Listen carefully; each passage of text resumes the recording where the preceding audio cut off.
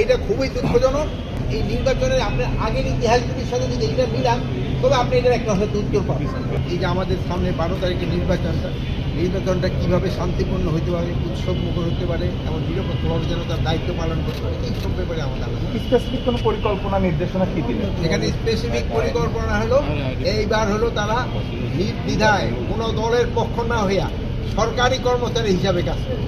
তারা কোনো পার্টির লেজুর হবে না, আর কাউরে কোনো তেল দিবে না, তারা নিরপেক্ষভাবে কাজ করবে।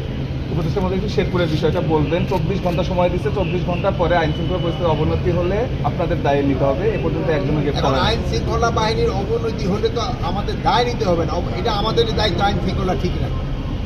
আমাদের দায় নেই, আইন শৃঙ্খলা ঠিক রাখা তো আমাদেরই দায়িত্ব। এখন পর্যন্ত একজনের গ্রেপ্তার হয় না।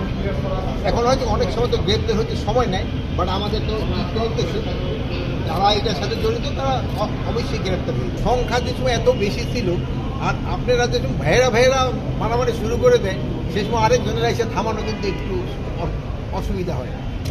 ভাইয়েরা যেরকম শুরু করে দেবেন ভাবেও কিন্তু কন্ট্রোল করতে পারে না।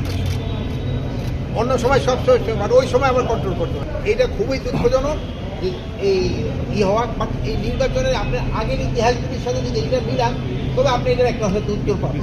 যত নির্বাচন হয়েছে ওটার থেকে সবচেয়ে একটা ভালো নির্বাচন হবে আপনাদের সহযোগিতা।